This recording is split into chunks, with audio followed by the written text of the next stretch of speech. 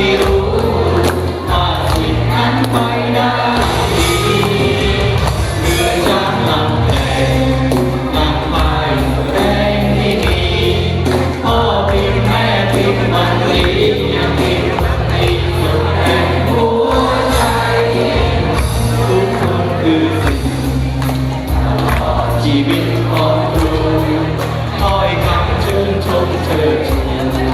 ไม่ต้องให้ครูก็ได้รู้ถูกรู้ผิดมีชีวิตที่สดใสสิ่งนั้นไม่รู้กันไปเพื่อแบ่งแรงใจให้ครู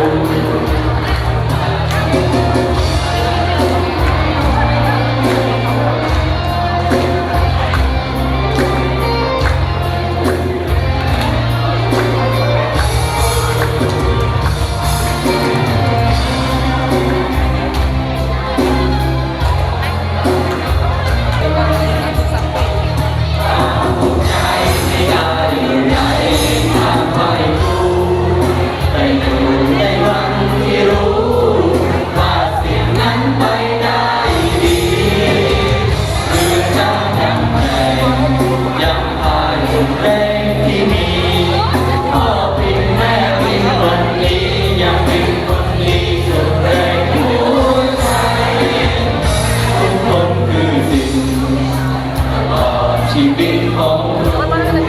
อ้อยคำเชิญชมเชิญชูไม่ต้องให้ครูก็ได้รู้ถูกรู้ผิดมีชีวิตที่สดใส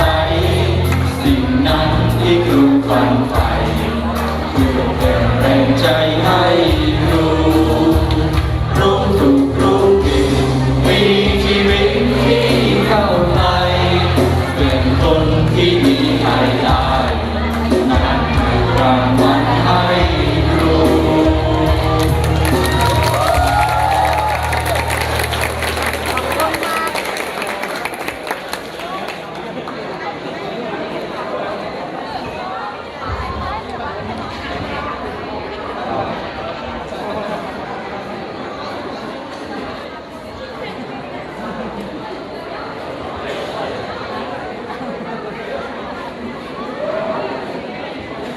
พร้อมไหม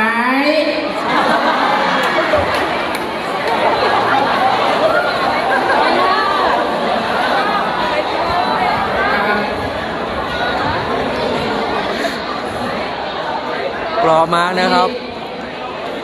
รอบที่สองของพวกผมก็จบแล้วแต่ตอนนี้พวกผมอยากขอบคุณทุกคน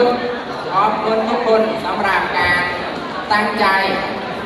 ฟังและดูการแสดงของพวกผมนะครับ